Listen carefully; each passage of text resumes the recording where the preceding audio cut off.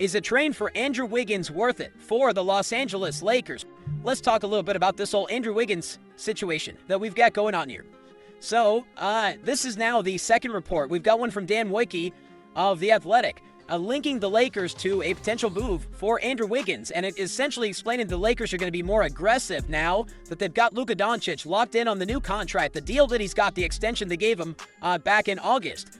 That, plus Luka's extremely successful play in Eurobasket, has got the Lakers reportedly a bit more aggressive. After a dominant run leading to Slovenia at Eurobasket, Doncic can turn his attention to the Lakers. And after the way he looked, the Lakers can turn even more attention towards him. According to team and league sources, the Lakers' stance on roster improvements heading into the season has shifted because the start of this new chapter together. Earlier this summer, Doncic's multi-year commitment has nudged LA's priorities in a more aggressive direction. And one area the team is focused on upgrading is on the wing, where it needs more two-way talent. A player like Miami's Andrew Wiggins, whom the Lakers weren't interested in earlier this summer, is now a more desirable player, provided the price is right. Because this is now the second time in less than a week that Andrew Wiggins, his name, has come up as a potential target for your Los Angeles Lakers. What the Lakers could potentially do to get Andrew Wiggins, he is a worthwhile target. He is somebody that conceptually would really fit what this team needs. We talk about two-way talent on the wing. You're looking for somebody who could defend ideally like 2 through 4, even 2 through 3, that would be okay. One of the problems this Lakers roster has, and we've talked about it quite a bit, has been having too many players who are at their best when they're defending fours. And that would include LeBron, that would include Rui Hachimura, that would include potentially even Luka Doncic. I mean, a slower-footed 3, a 4. He's really going to be more suited to defending that type of player than a 1 or a 2, even though we tend to slot him in as a point guard on this roster that really only describes his offensive role, doesn't really describe what he does on the defensive side of the ball. They could certainly use a point of attack defender at the 1 as well. They ask Austin Reeves to do that quite a bit. That can be taxing for him. We're going to see it opening night. He's going to have to defend Steph Curry quite a bit. Marcus Smart, does he check boxes defensively? Yes. But as a guy who's going to really be a pest, a quick-footed player to send after guys that are like Ja Morant, super athletes at the 1, that's probably not in Smart's wheelhouse anymore. The Lakers do need some more flexibility on the defensive side of the ball, period. And somebody who could defend 2 through 4 might be more needed than, say, like Rui Hachimura, who could defend primarily 4s. That said, Rui's been really good for the Lakers, so would they really want to give him up in order to get Andrew Wiggins? But it is worth noting now that this is twice in about a week that Andrew Wiggins' name has come up as a potential target for the Lakers. And conceptually, I think he does check a number of boxes there. He isn't the knockdown shooter that Rui Hachimura has been from behind the three-point line, but he can still make teams pay from out there and is certainly a more versatile defensive player. Someone of that style that you could bring in that can give you that perimeter defense. But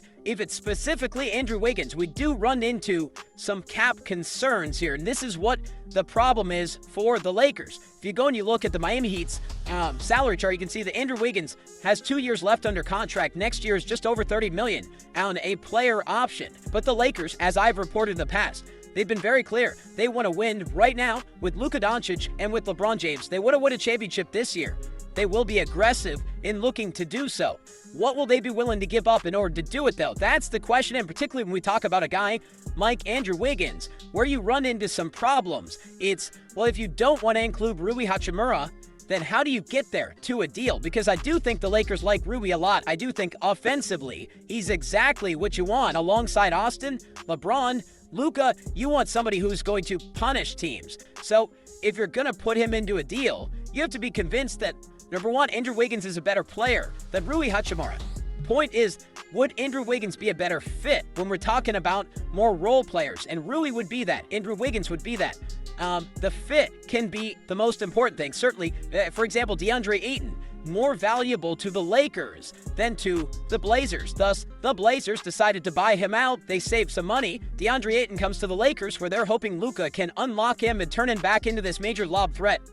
The Blazers not having that Luka caliber passer, we're not getting as much out of a DeAndre Ayton. So we do see player value shift depending on what team we're on. If we're talking about a star-level player, look at Steve Nash, right? When his time with the Dallas Mavericks, he was somebody who was an all-star level player with the Mavs. Goes to the Phoenix Suns, suddenly he's an MVP. In the Lakers system, could be more valuable, say, than Rui Hachimura would be, even though we could argue over which player is actually the better player in a vacuum. We'll really need to focus on which player can help the Lakers the most and fit into the system. But let's say the Lakers decide they don't want to give up Rui Hachimura in order to go get Andrew Wiggins. And by the way, there would still be quite a bit of surprise if the Lakers were to make a move now, heading into the season, that the focus sits on getting ready for media day, for training camp, for all of that stuff. We're just a couple of weeks away.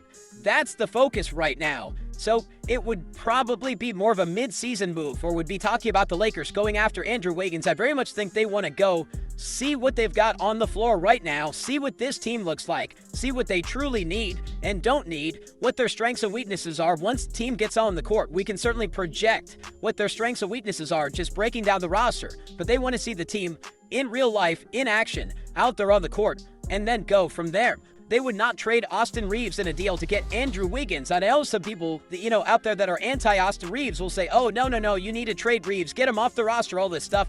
Look, historically, the Lakers have had opportunities to move Austin Reeves in the past that could have put him in that deal for DeJounte Murray that was rumored a year and a half ago, but they've made it very clear they are not moving Austin Reeves in that type of package. So they want a higher caliber player if they were to move Austin at all. So I would assume that would also be true of Andrew Wiggins. He just simply wouldn't clear the bar for the level of player the Lakers would need to be offered in order to move Austin Reeves. And this is where the cap stuff gets a little messy. In theory, you could stack up a few contracts. Let's say it's Gabe Vincent and Maxi Kleber, and you're building off of that base. That's $22.5 million. Let's assume Dalton Knecht is in the deal, as Wiki's piece does note that the Lakers still valued their lone tradable first-round pick, either in 2031 or 2032, as a piece earmarked for a much bigger move in the future. However, they have a mixture of expiring contracts and a former first-round pick in Dalton Knecht that could be packaged together if a team were looking to shed salary in a Andrew Wiggins trade, that they would be looking to make a bigger move with that. Now, Miami, I think, would have to come off of that, because most of what we've heard is that Miami wants the first. They want Rui, the first, Knecht, all of that. From the Lakers side, though, they're going to say, well, wait, why are you getting not just Dalton Knecht, not just expiring salary, not just Rui Hachimura, our first-round pick, but you're also getting money off the books for next year. So, assuming that pick is off the table, and if the Lakers were to try to keep a Rui Hachimura out of it as well, then it gets a little tough, because giving up pure expirings isn't really possible. You could give up Maxi Kleber, you'd give up Gabe Vincent. There's your $22.5 million expiring money. Dalton Knecht is a team option for next year, so if he didn't work out, there's that. But then you're only at about $26.5 million, and the Lakers are only $1.1 million below the first apron, which they are hard capped at in the trade. They're so close to that first apron that they can't really pull that off. Now, of course, you can get a third team involved, and we can change the math on all of this, but if this were to be a Lakers to Heat trade, just a two-team deal, it gets really tricky trying to get this done.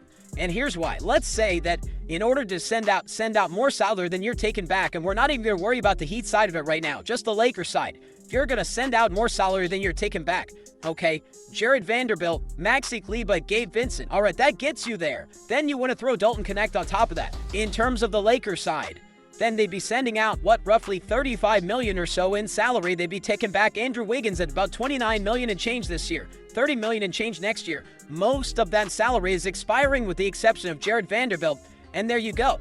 Then you've got a workable trade from the Lakers side of things. They've actually saved themselves a decent amount of money, and they're going to bring in Andrew Wiggins at the expense of some of their flexibility over the summer and Dalton Knecht. And by the way, if that deal was on the table, I think it's a fairly interesting one. But here's where the problem comes in. Again, they're only $1.1 million below that hard cap right now. Now, if you were to send out all those pieces and only take back Andrew Wiggins, all right, you're clearing an extra, $5-ish million in salary, so that would be helpful. But you would also be trading out 4 players and only bringing back 1. So that means they would have 11 players on their roster, and the league minimum is 14. So you would have to go sign 3 more players. So that's where it gets extra complicated from the Lakers side. If you start stacking up too many salaries to go get Andrew Wiggins, next thing you know, you got to go sign a bunch of veteran minimums. And if you don't have enough below that first apron hard cap, enough flexibility to sign, say in this case, 3 veteran minimum contracts, well, then you're out of luck. Remember, you cannot pass that first apron hard cap for any reason, so the Lakers would have to find some other way to clear a bigger salary and then go sign more players as veteran minimum. So it gets trickier when we're trying to make stuff like this work, particularly this time of year when there's less roster spots available to play with.